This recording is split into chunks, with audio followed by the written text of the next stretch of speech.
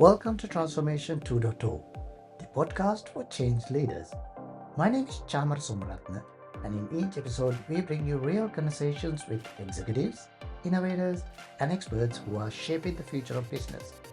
Whether you are leading a team, scaling a company, or navigating the challenges of transformation, this podcast will provide you with insights, strategies, and inspiration to drive meaningful change.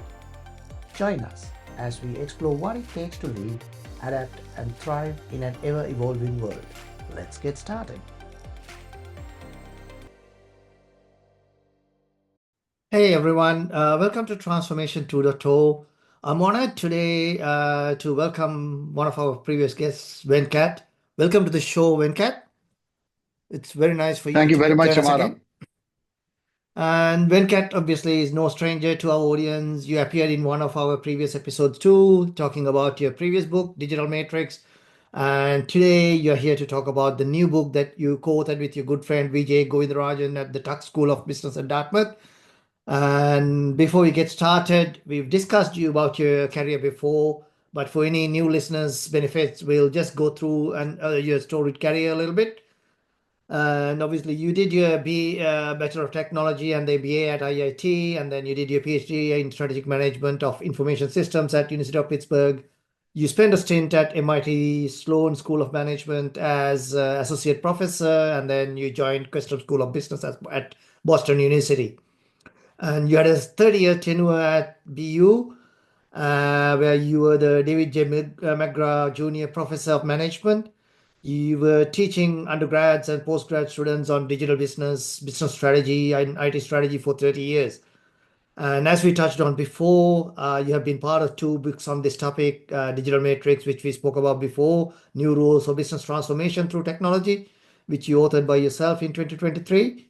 And then the Fusion Strategy, How Real-Time Data and AI Will Power the Industrial Future, which you co-authored with your good friend Vijay. All right, let's get started. So let me start off with, I guess, a little bit of an easy question. I know this can sound easy, but I'm sure it's probably not easy when you navigated this question. What was the experience like writing a book by yourself compared to co-authoring one with another author who is equally as formidable as yourself in the academic standings, and obviously they've got their own established philosophies and principles and theories, and having these arguments back and forth, shaping an idea into a book. What was the experience like writing one by yourself? Yeah, I think anyone who's written a book knows that writing a book is a very lonely journey. So when you're writing it by yourself, all your thought processes get converged on the ideas, and you're really debating with yourself, and then debating with the reviewers or debating with the editor, as the case may be. In this particular case, we started with the premise that we both agreed that the industrial world is going to become digital. And we then asked ourselves the question, what is this book about? Is the book about the best practice, or is the book about the next practice? And we both very quickly came to the conclusion that this is not a book about the best practice. So we're not picking one or two companies and saying, this company is at the forefront and everybody should now emulate and take lessons from that company. But we wanted to observe what we called as weak signals on the digital horizon, and connect the dots and lay out a roadmap which we think will be the next practice for industrial companies. Once we agreed on the philosophy that it's going to be the next practice book, then the next big challenge was to convince the Harvard Business Review Press that we are writing the next practice book. So we're really not looking for one canonical case, if you will, that will illustrate the framework, but a set of ideas that make the framework come alive. And different audience in different parts of the world, in different industries, can see themselves in one of four of those strategies, or one of four of those battlegrounds that we will explore a little bit more in detail. And then the real question was, how do we chunk it? How do we now develop the ideas? And fortunately, as we went along, we also wrote two Harvard Business Review articles on that. One on the data graphs, which is the lead indicator of why companies start to explore fusion. And then later on, as we finish the book, on the four fusion strategies also came as a Harvard Business Review article. So Mhm. for the viewers and listeners, the book is obviously a long book, but people want to see a quick preview of the book. They can look at the two Harvard Business Review articles. Thank you for that explanation. I can definitely understand what you mean about writing one by yourself is a very lonely journey, and that's what I've been doing for the last few months. Actually, trying to write my own book, which is where actually I come across your book as well as the book you co-authored with Vijay. And definitely, trying to synthesize concepts into a shape that I can be comfortable that it explains what I want, but then at the same time, having that second perspective, I can definitely understand the value of that. Having a second voice to argue with. Yeah, yeah. And I guess obviously the next follow-up question to that is, digital matrix and fusion strategy, they both navigate similar concepts. And if I were to ask you, how would you best describe the difference between these two books in a sense? What's the best way to place that? I think the best way to place it is digital matrix is the broad landscape of digitization of industries. Mhm. And the three types of players and the three phases that we talked about is more general. Mhm. And it continues to operate. I'm really finding that people refer to it. People still talk about phrases like experimentation at the edge. Is Mhm. AI and experimentation at the edge? Are agents experimentation at the edge? When will they start colliding with our current business model? And how do we think about reinvention across companies, across industries, and across ecosystems? Mhm. So that framework and the language that I introduced in that book still resonates. Mhm. Here, we are really starting with a different premise. The premise is that products will get digitized. And when products get digitized, they're no longer an analog product, they become a digital product. And as a mechanical engineer, by training, and as somebody who got into information technology in my postgraduate work and my doctoral studies, and then the last 20 plus years, I find that the combination of physical and digital really very powerful. And that's really the difference between the first book, which is the broader landscape, and this one is really starting with the premise that as products get digitized, the entire competitive landscape changes. Mm. I know that's a really great framing, and I can relate to that actually. I come from a mechatronics background myself, so I studied both the mechanical world and the technology, information technology world in my undergrad days. And to me, I think like when the way you explained it, it definitely makes sense. The way to think about fusion as that the thing that brings the two together, exactly like fusing, right? And Yeah. thinking about the digital matrix as the broader ecosystem and how the landscape is evolving. Now, thank you for that clarification. Appreciate that. And then I guess maybe if we were to in our we spoke about digital matrix last time you were on the show, and let's talk about fusion strategy today, right? So just like digital matrix, I came across fusion strategy while I was doing research for my own book, and we addressed the concepts of digital matrix in the previous interview. And then today, what I want to do is just go down the few concepts that fusion strategy introduces, and then unpick them one by one, right? And I think the way you articulated is I found it quite structured, and my brain is really works well around structures. So I found the way the book is structured was really good for me to wrap my head around. But at the same time, I think what I felt quite refreshed about while I was reading the book was that it was easy for someone who's not familiar to understand. And I think the language that you introduce is really simple enough for somebody not familiar with the concepts to still be able to wrap their head around it, right? So I think that's why I really want to dig deep into this, right? So let's take the concept of the fusion imperative, right? Why it makes traditional business strategies inefficient, and why businesses need to re-examine their business models in a real-time AI-powered future to fuse the physical and digital worlds to create a seamless, responsive, and intelligent operation. What's the necessity there? What's the urgency? Can we unpack that a little bit? Yeah, I think the industrial age gave us very, very important concepts. It gave us a definition of what a product is, definition of what a service is, definition of what a company is, definition of what an industry is, and everyone knew what their roles were. Mm-hmm. And we had single business organizations and we had multi-business organization, and they produced products. They then added services around it, and then they sold it, right? Now, if you think about the digital industrial world that we are in, companies are beginning to understand that their responsibility doesn't end by simply designing a product, manufacturing it, and delivering it. They got to also understand the product in use. When you think about product in use, it's not about just delivering a car, but understand how car is actually performing on the road. So even if you are Michelin tires, right? If you start thinking about understanding the tires in use How and does it putting degrade? sensors and IoT and software into the tires, you can get a better understanding of how to come up with a better design of the product and also the configuration of the product, as well as the composition of the rubber and synthetic materials and everything around it. Mm-hmm. So we're really shifting the focus of an industrial company to not think of themselves as designing and delivering a product, but really understanding the product in use. The moment you take product in use, we got then sense the product as it's being used, collect the data about product in use, analyze the data across multiple settings, develop the data network effects, Mm-hmm.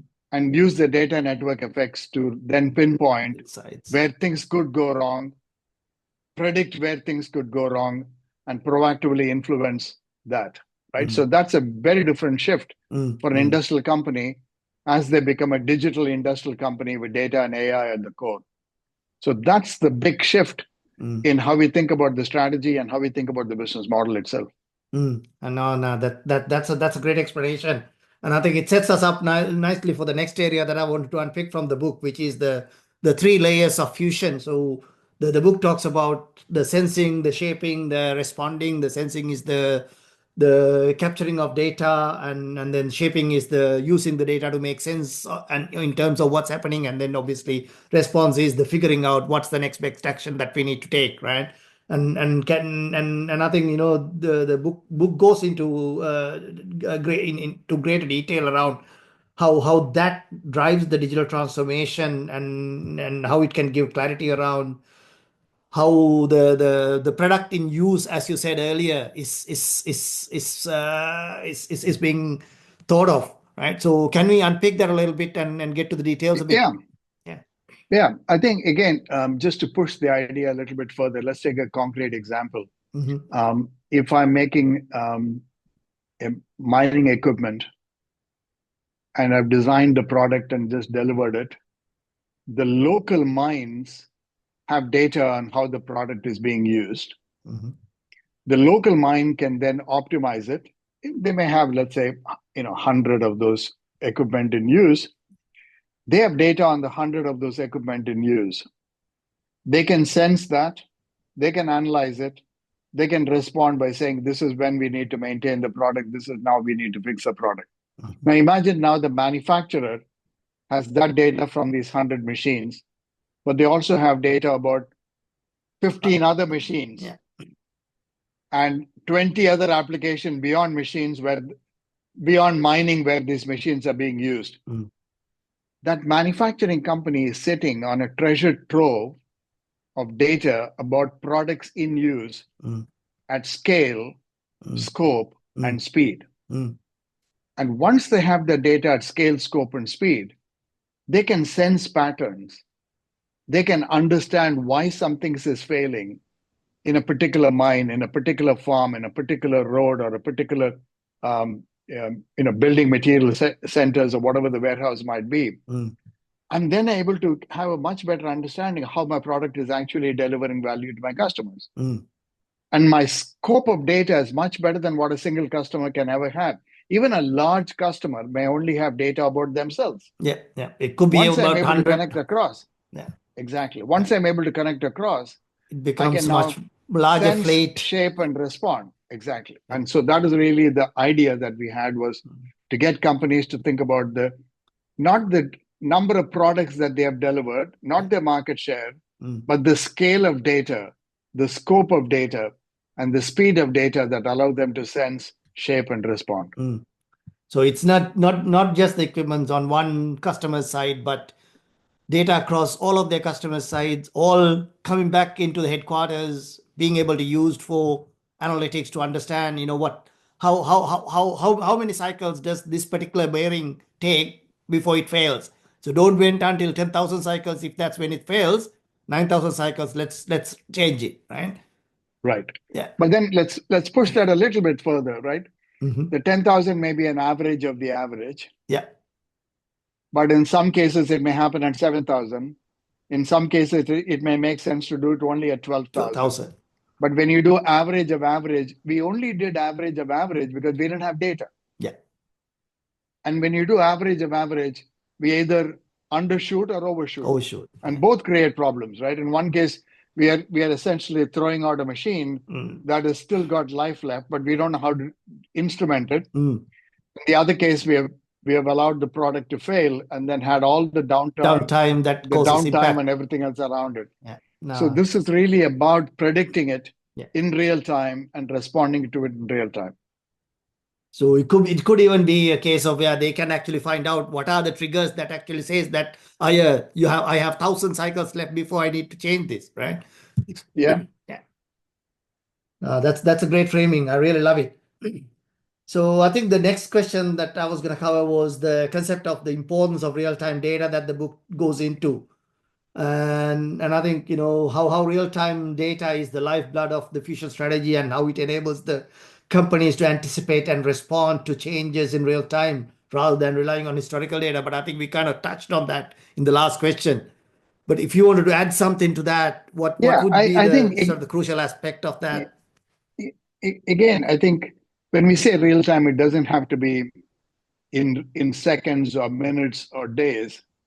We are shifting the focus away from systems of records where we knew when it failed, only when it was reported, right? It could have failed at a different point in time, but it got reported month later or a week later or a quarter later. If you take the idea of real time is to get as close to understanding when that machine failed, and then to go deeper and say, what are the conditions under which this machine failed, right? So is it the humidity? Is it the number of hours that it has worked? Or it just got put in the wrong setting, right? All of the data can now be collected. Before, it would have required somebody to actually record it.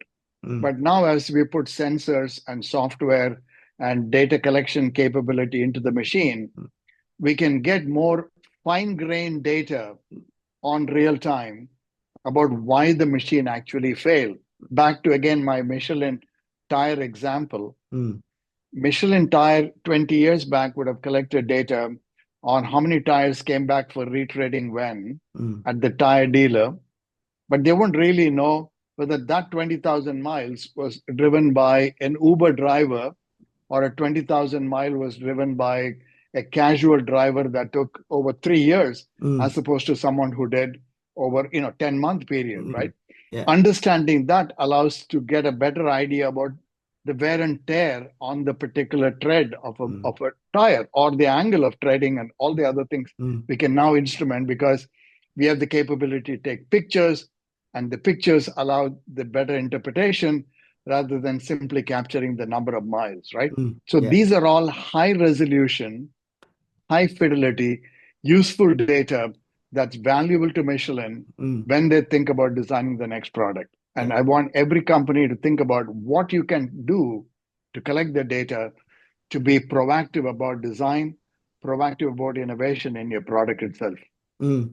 So we're really talking about streaming data coming from the real-time use of the vehicle, coming back to a central location where it can be actually aggregated and analyzed in real time to get real-time insights, but then also used for historical trends that you want to build. Exactly, right. Great. And then obviously the book goes into, I guess, the most popular topic of the current time, AI. AI as the future of the engine of the fusion. So and how AI plays a crucial role in enabling the shaping and the responding layers of the three layers of fusion. So and then how it allows companies to automate decision making and personalize the customer experience and optimize operations. Nothing. We've been touching on some of that throughout the last few questions as well. But if you can maybe dig deeper a little bit into what was different previously with the computing capabilities and the computational models we had versus how does AI change the game for something like this? And I think that's the biggest difference in my opinion, I feel. And if you were to Yeah, look at that, what could that we be? we we underestimate how much analytics the industrial companies have done in the past, right? Hmm. Because all the excitement has been on consumer AI, Yeah. especially in the last 2 or 3 years. But the industrial companies have been doing a lot of analytics. But these analytics have been done in piecemeal. Yeah. So there would have been analytics done before designing a product. There would have been a lot of analytics done before designing the product. We had digital twins of products. Hmm. Then there was a lot of analytics done in actually bringing together multiple components to actually manufacture the product, because most companies are integrators rather than manufacturers. They integrate from subcomponents, from tier one supplier, tier two supplier, tier three suppliers. And there's a lot of analytics about how the different pieces fit together to actually make this product efficient with high quality, high reliability, low defects, and so on and so forth. There's a lot of analytics. Hmm. There's also a lot of analytics about products in use at the customer level.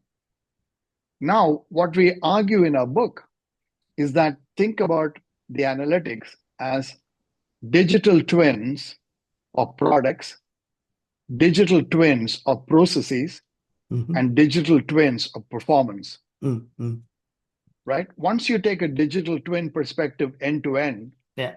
you now have the capability to take feedback about failure, connect it back to where it was manufactured, connect it back to who supplied it, Yeah. connect it back to design choices. Yeah. Yeah. Now, we could have done that 5 years back, but it would have required a lot of coding on the part of the manufacturers Mm. to create the software to do the design, process, and performance all in an integrated way. And only very few companies could do that. Mm. NASA could do that. Maybe GM could do that. Now, Maybe the the big semiconductor companies could do that. manufacturing was an industry that did that even a long while back. Exactly, Yeah. right? Because Yeah. they were digital from the beginning. They Yeah. were not really making an analog product that became digital. Mm. Now, when you apply this idea to an industrial company that's making an analog product like an automobile, or an analog product like a tractor or a truck, Yeah. the digitization part was really around the processes, or around design, or around delivery, but they were never They integrated. were still silos. They were siloed, Yeah. right? What we call as systems of records. You Yeah. had Yeah. systems of records of how many failures existed, Mm. systems of records of what the problems were, but they Mm. were never really analyzed and connected back end to end. Mm. Mm. The industrial AI, where we are now, Mm-hmm. allows us to then do that at scale, scope, and speed. Once you have the algorithms in place, you can then pinpoint and ask. Then take that one step further. Once you have high fidelity data about the machines, Mm-hmm. with vibration data, Yeah. right? With sounds, and then to be able to then collect data about failures and create visual, video data, all that can now be analyzed multimodal with AI. In real time. That's why we call Yeah. it the next practice book, Mm. not the current practice. So today we may see that in Rolls Royce, Yeah. Yeah.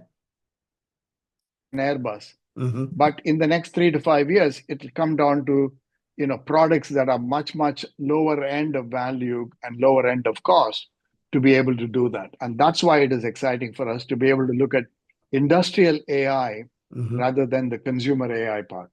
No, that makes a lot of sense. And I remember, like when I spent my first 10 years of my career after uni in semiconductor manufacturing. And during this time, we went from statistical process control to advanced process control.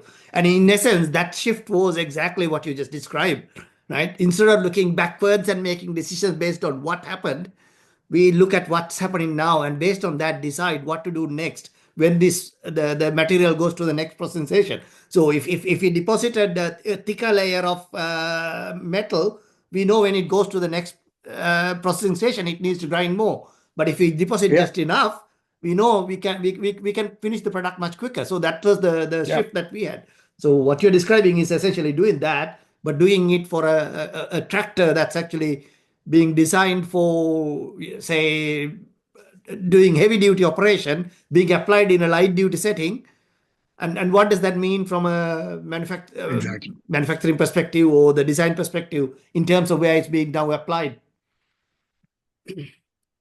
That's a great explanation of that. So let's take a look at the next concept that the book talks about.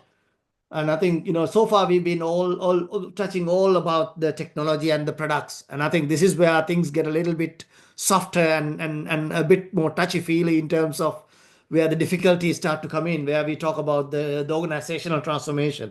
Because when I hear the word organizational transformation, in my experience, what I've seen is organizational transformations are hard. And I think we published a blog recently when I started my own practice consulting business. What we wanted to solve was this challenge which we call the transformation mortality. Because what we found out was that we all hear that almost only about 30% of transformations deliver what was originally intended. But what we don't hear about is actually that 30% is 30% of what gets through business case. There's a lot more upstream that doesn't get approved. If you look at that, only about 50 to 80% of transformation initiatives get killed even before they get to the business case. Right? So in reality, only about less than 10% really delivers what was intended. So to me, like, this was the problem that was really great, big enough for me to think we need to solve this, because there's a lot of waste that we caused in the industry because of this. Right?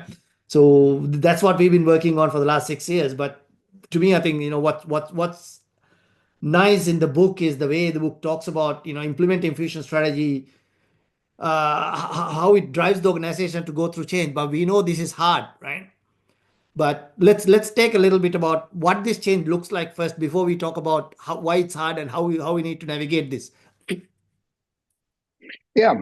Um, if if you step back and think about why organizational transformation is hard, right? The organization transformation is hard because we're changing strategy, structure, systems, Mhm. culture, performance, rewards, and all the metrics, Yeah. right? All the So we're metrics in the changing Galbraith model. everything. We're changing everything, right? We're changing everything. And this the reason why companies don't change is because the DNA of the organization is more continuous change, not discontinuous change. It is easy to justify making an investment in areas that we have been good at rather than making an investment in areas that we are not good at and we Mhm. have not really experimented with that. So the issue in transformation for me is the recognition that future is not an extrapolation of the past. Future is not an extrapolation of the past. What made us successful in the last 3 years will not get us to where we want to go in the next 3 years. So Mhm. that's the first level of recognition. Mhm. The leaders that recognize that transformation starts with the discontinuous change, then accept the premise from my digital matrix that we got to now look at experimentation at the edge. Mhm. What are the experimentation that we are prepared to do? Not because we know that they will really impact us, but to understand how they could impact us. Mhm. So the recognition is then followed by a response. And the simple response is to start with an experimentation rather than change the core itself. Because Mhm. core is very difficult to change. Yeah. But once the experiment then it reveals insights You get enough that this data is to going to have an impact, then you got to start making those transformation change happen, right? Mm. So I look at the digital transformation as starting with the leader that recognizes that the future is not an extrapolation of the past Mhm. and is prepared to then put a team together to then say, how fast should we do this? How systematically can we do that without disrupting the status quo, right? Mhm. We don't want to wait for the collision to occur Yeah. before we start transforming, because And at that time it is just break fast and move things. Right? I mean, yeah, break fast or move fast and break things. break things. And we don't want to do that, right? Yeah. So what does the team look like? So to me, what I want the digital transformation team to look like is a combination of what I call as dreamers, designers, And doers. doubters, and doers. Okay. The 4 Ds. Yeah. The dreamers, the designers, the doubters, and the doers. And why?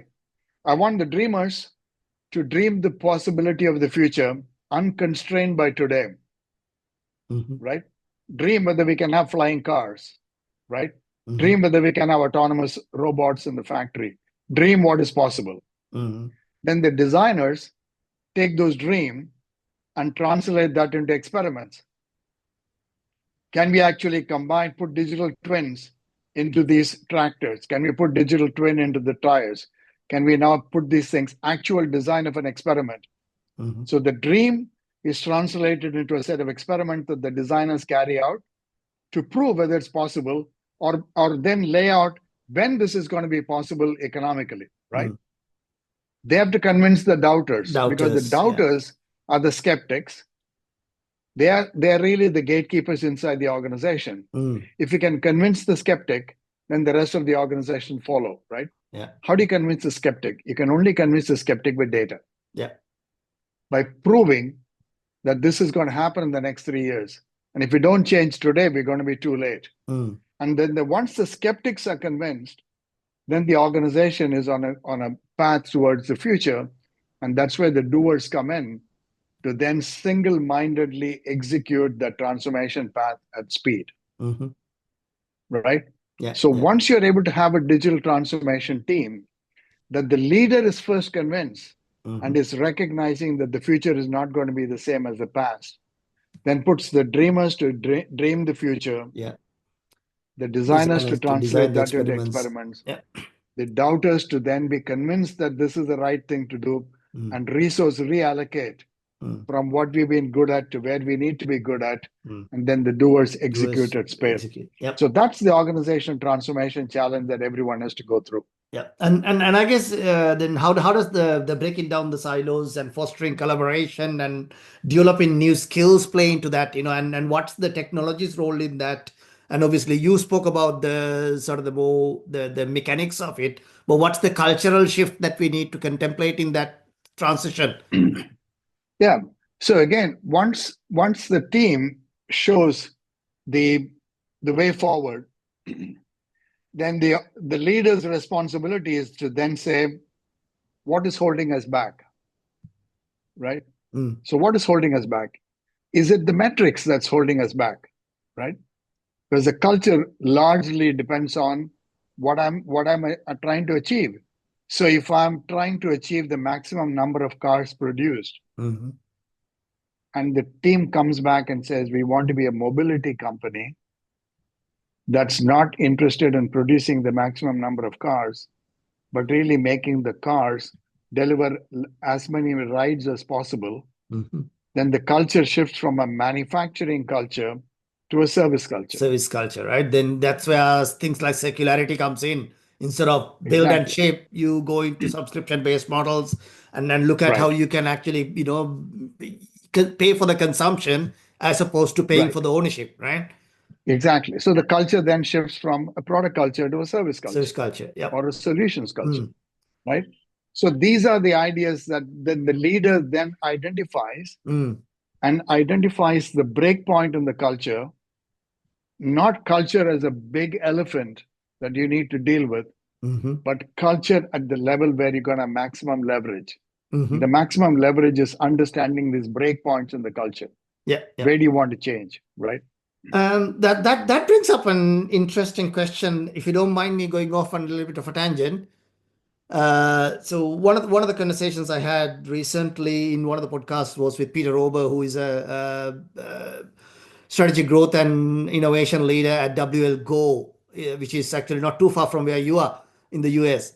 And we spoke about experimentation of new products that you're bringing into market. But then one of the concepts that we touched on is this concept of how when you're creating these new new products and services, they create new revenue lines, and then there is the potential for these new revenue lines to actually start to cannibalize existing revenue lines, right? And another thing, like in terms of that, the cultural shift element, I feel like there's a big challenge that a lot of organizations face, and I guess maybe the question here is in either future strategy or in the digital matrix, is there a concept that kind of touches on how organizations can deal with this with a little bit of nuance? Because my experience is this is where you really see that the coalition at the core. Because what's Right. happening is your new revenue line, the new products is really trying to cannibalize the old. And at that point, quite a lot of organizations go into this model.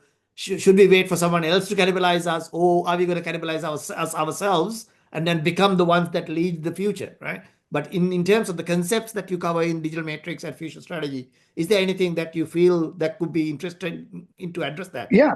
So I think the cannibalization question is a leadership question, Mm-hmm.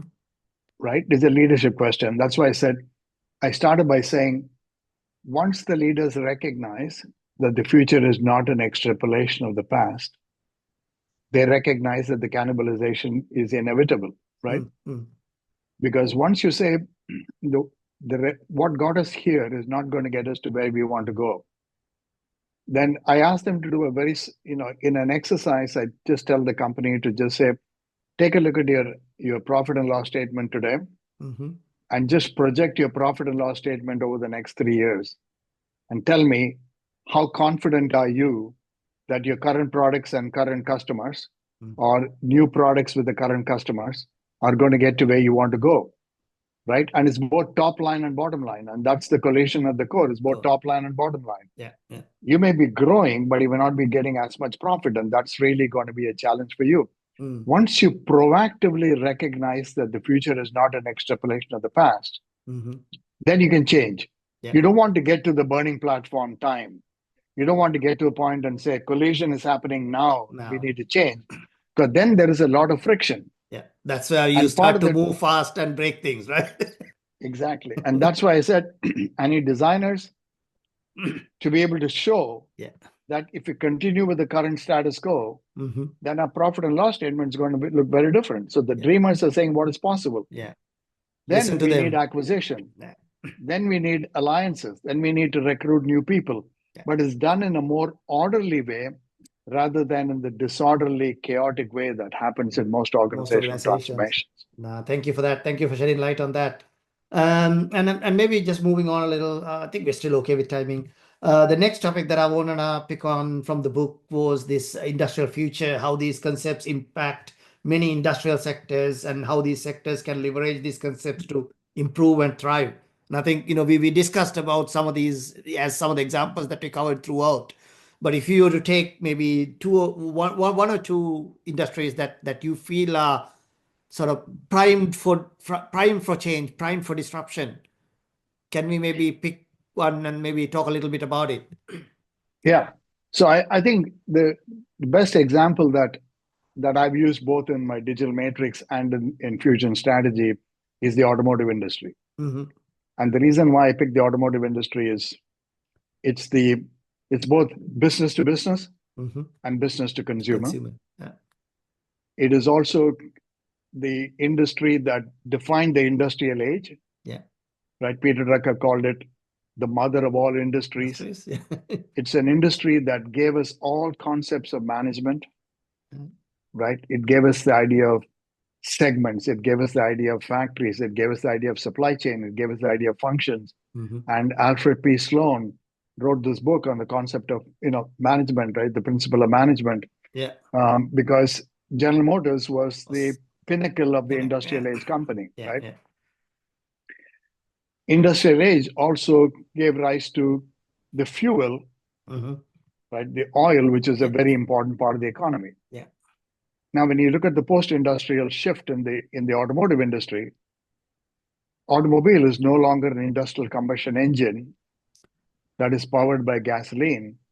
Automobile is a set of computers on wheels Yeah, computers on connected to wheels the with cloud, batteries underneath, right? Connected to the cloud. connected to the And the cloud. Exactly. data and AI is an important part of battery optimization. Yeah. The energy when we go to recharge the car, to the over-the-air software update, Mm-hmm. so that the software can be fine-tuned, the automobile can be fine-tuned, and the data network effects that Tesla and BYD and Ionic and Hyundai and everybody collects about products in use. Mm-hmm. So that industry is going through this canonical transformation from being a prototypical industrial product to a prototypical digital industrial product, or a fusion product, if you will, right? Mm-hmm. That gave us now a lot of ideas for other industries to now think about. Can we now make trucks digital industrial product? Can we make tractors a digital industrial product, right? Mm-hmm. Can we now begin to look at MRI Mm-hmm. machines as a digital industrial product? Can we look at a watch as a digital industrial product that we wear? Mm-hmm. So all of these examples then can derive from what we are learning in the automotive industry, right? Mm-hmm. At the core is a shift in the architecture from it being an analog product to a digital product, Mm-hmm. which means there's a hardware layer, which could be chip. There's a software layer, which could be embedded software in the chip, Mm-hmm. like what NVIDIA is now providing. Yeah, There QDNM. could be an operating system layer, Yeah. like Mercedes-Benz is now trying to create MBOS. Yeah. There is a set of applications. The applications could be apps that connect onto the phone, the apps that connect onto the computer, or the apps that a company designs for it. Mm-hmm. Then there is an analytics layer that analyzes how the car is performing, right? Then there's a data layer, there's a communication layer, and there's a cloud layer, right? And then there's a So you control can now layer. look at, it's got all that, right? Yeah. So you can now begin to look at a digital industrial product as more akin to a computer, Yeah. Yeah. rather than as an analog device. So for every viewer and every listener to the podcast, I'd like you to think about the future where your product has got a hardware layer, a software layer, an operating system layer, an apps layer, an analytics layer, cloud, and so on and so forth. Yep. Yep. When that happens, which part of the layer do you want to control, and which part of the layer do you want to now partner with others? That is the trigger point for fusion strategy. That's the trigger point for becoming a digital industrial company. That's the trigger point for industrial AI. The industrial AI is going to sit on top of that and essentially then automate and then help the company then extract value from that architectural shift. I think that's a really good framing for how organizations need to rethink their business model. But I think one of the other concepts that the book talks about is this concept of strategic agility. Funnily enough, actually, when I set up originally the LinkedIn page for what became this podcast was originally called Strategic Agility. And that was in back something I set up in 2015. And but somehow I actually changed it because a lot of the agile people were thinking I'm talking about agile. And I thought, no, I don't think that works. I need to change name. So I actually changed the name to Transformation 2.0 later. But it's a concept that I want to try and unpick a little bit. So it talks about how it is about agility, but it's about strategic agility in terms of how the organizations need to think about their strategy in terms of how they strategize, how they execute their strategy, and how they stay nimble with their strategy. And I think the book goes into 5 concepts: the real-time responsiveness, data-driven decision making, flexibility and adaptability, breaking down silos, and obviously the shifting in the competitive advantage in terms of how they can leverage data to get better value for their customers as well as for the organization itself. And if we can unpick that a little bit, how could we address that? Yeah. I think the easiest way to introduce the idea, and then I would encourage the listeners and the viewers to read the book in detail, is the clock speed in the industrial age was very predictable. And the clock speed in the digital age is now not only becoming faster, but it's unpredictable Yeah. because suddenly it's no longer the industry speed, right? Because before, the automotive industry may launch a product every 5 years. Yeah. The design changes may be 5 years. Model changes may be 1 to 3 years, but the design changes will Yeah. be 5 years. Major platform You know, changes for 5 or 7 years. exactly, Yeah. right? Yeah. And the same thing with tractors, the same thing with trucks, the same thing with the rails. But now the clock speed is changing Yeah. because I think. suddenly you can add a combine that is different. You can add the design of the interface in the car without changing the car itself. So all of that is now changing at different speed. So managing the multiplicity of clock speed is now the leadership challenge for the company, right? And again, this is back to scale, scope, and speed. Speed is now the new dimension of competition because customers are increasingly expecting the current product to look like the current product, not look like a rehash of what happened 3 to 5 years back, right? So you got to now change the design speed, change the manufacturing speed, change the delivery speed, and change also the response speed, right? Customers expect the customer complaints to be responded at a very different speed compared to what was there before, right? Yeah. So speed becomes an important aspect. But the clock speed is not defined by your industry. The clock speed is defined by By the customer multiple industries expectations. that are Yeah. coming together to make this Yeah. happen Yeah. in And your I think setting.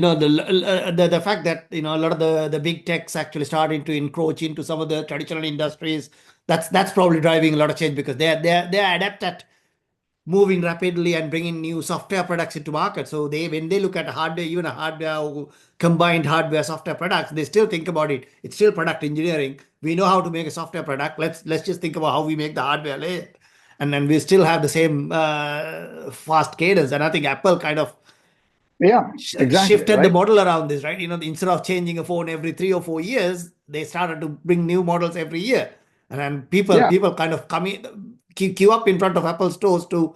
I know we spoke about the Apple stores in our previous podcast as well. So they queue up in front of the Apple store to get the new model, right? And that's created largely because of the desire, but not just that. It's also how it helped them to change the hardware layer in terms of the new functionality they had, software layer in terms of the new features they had, right? So there's a lot that goes in that. And I think, when automobiles start to think about it, and I think I can only imagine the possibility because at the end of the day, cars today, if you look at a Tesla, it's very much a iPhone with four wheels and motors.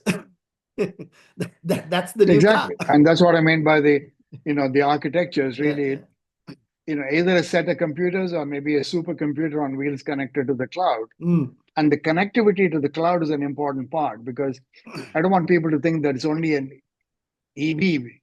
It's EV plus autonomy plus AI yeah. that's built into it, Yeah, yeah. right? Nah, indeed.